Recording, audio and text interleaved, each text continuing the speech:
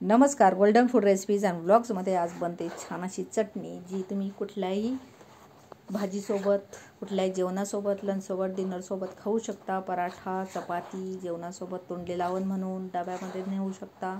तर चला, त्याच्यासाठी भरपूर लाल सुक्या मिरच्या घेतलेल्या आहेत. गरम पाणी केलं आहे एका भांड्यामध्ये. शक्यतो मी आता डब्यामध्ये ह्या मिरच्या घातल्यात आणि आता देठासह घातल्यात आणि वरून ओतणार आहे गरम पाणी. कमीत कमी तासभर तरी त्याला चांगलं भिजून घ्यायचं आहे. आता मी इथे 2-3 तास भिजवलेले आहेत. त्या गरम पाण्यामधले घातल्या म्हणजे मस्त अशा त्या सॉफ्ट होतात.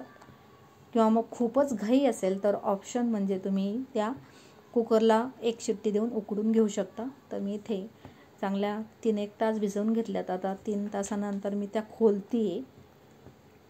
हे पहा, मस्त अशा सॉफ्ट झाल्यात. तर चला, याच्यासाठी आपल्याला लागणार आहे भरपूर लसूण. तर 4 कांड्या गावठी लसूण मी घेतलाय. 4 कांड्यांच्या या पाकळ्या मी काढून घेते. आता जर तुम्हाला साल पूर्ण काढायची असेल तर काढू शकता, नाहीतर मग असा हातावरती चोळायचा आणि फू केलं की फुंकर मारल्यावर भरपूर लसणाचा कचरा होतो. अशा पद्धतीने आणि जी एक पातळ साल त्याला राहते. हा पिंक कलरचा, गुलाबी कलरचा गावठी लसूण आहे. तर या 4 कांड्या त्याच्या पाकळ्या मी अशा काढून घेतलेल्या आहेत आणि याची जी साल आहे ती मी तशीच घालणार आहे. त्याने कॅल्शियम भेटतं आपल्या शरीराला. आणि ही चटणी ॲक्च्युली मी भोपळ घाऱ्या म्हणजे जो पंपकिन आहे, लाल भोपळा, डांगर भोपळा, कद्दू, खूप सारी नावं आहेत. तर त्याच्या ज्या पुऱ्या केल्या मी त्याच्याबरोबर खाण्यासाठी स्पेशली केली होती. खूप छान लागते आणि ही चटणी टिकते देखील खूप. तर मिक्सरच्या भांड्यामध्ये सगळ्या मिरच्या देठं काढून घेतलेत आणि लसूण घालून घेतला सगळा. आता इथे मी मीठ घालणार आहे चवीनुसार याच्यामध्ये. आणि जर इथे तुमच्याकडे जर खडे मीठ असेल, मोठालं मीठ असतं ते घातलं तर अतिशय उत्तम. त्याने चटणी बारीक व्हायला पटकन मदत होते. तर चवीनुसार मीठ घातलं आणि पाणी किंवा काही न घालता त्याला मी असं फिरवून घेते. तुम्ही बघता बॅर दिसतात त्याच्यामधल्या सीड. तर आता मी भांडं थोडं मोठं आणि चटणी झाली थोडी कमी, तर चमच्याने मी काढून घेते त्याला साईडची चटणी. आणि आता आपण याच्यामध्ये पाणी न घालता घालणार आहोत तेल. तर मी आता इथे तेल घालते. तर तेल घालताना मी इथे आपली किटलीमध्ये जी पळी असते छोटीशी तेलाची, तर त्या 2.5 पळ्या मी इथे तेल घातलेलं आहे. कमीत कमी की ब्लेडपर्यंत हे मिश्रण येईल आणि ही चटणी फिरली जाईल. कारण मिक्सरचं भांडं थोडं मोठं झालं आणि चटणी थोडी कमी होती मिश्रण त्याच्यातलं. तर आता मी इथे 2.5 पळी तेल घालून घेते. पाण्याचा एक थेंबही मी या चटणीमध्ये वापरलेला नाही. एकदम महिनाभर ही चटणी टिकू शकते.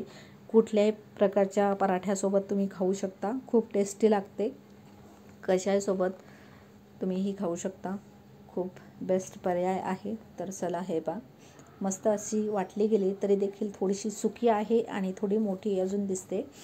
तर मी याच्यामध्ये अजून अर्धी पळी तेल घालणार आहे आणि पुन्हा फिरवून घेणार आहे. तुम्ही अजून त्याच्यामध्ये 2 पळी तेल घातलं तरी मस्त अशी ती चटणी तयार होईल. आणि मी आता इथे अर्धी पळी तेल ॲड केलं आहे आणि पुन्हा छान अशी फिरवून घेते. आणि फिरवून झाली की मस्त चटणी आपली झाली तयार. आणि ही चटणी खाणार आहोत भोपळ घारी. मी डांगर भोपळ्याच्या भोपळ घाऱ्या असा व्हिडिओ अपलोड केलेला आहे गोल्डन फूड रेसिपीज अँड व्लॉग्सवरती. तुम्ही नक्की बघू शकता. त्याच्यासोबत खाण्यासाठी ही चटणी केली होती स्पेशली. खूप छान लागली. नक्कीच करून पहा तुम्ही. कुठल्या पराठ्यासोबत, आपले फुलके, चपाती, रोटी, नान, बाजरीची भाकरी, ज्वारीची भाकरी, कशाहीसोबत भाजी नसेल तर हा बेस्ट पर्याय आहे. तुम्ही बघताय मस्त चटणीला कलर आला आहे आणि चटणीची चव तर खूपच उत्कृष्ट दर्जाची म्हणता येईल. अतिशय छान. आणि ही चटणी टिकतेही खूप. पाण्याचा एक थेंबही आपण त्याच्यामध्ये वापरला नाही. फक्त याच्यामध्ये आहे भरपूर लसूण, लाल सुकी मिरची आणि मस्त आपली चटणी तयार झाली. तेल तुम्ही तुमच्या गरजेनुसार घालू शकता.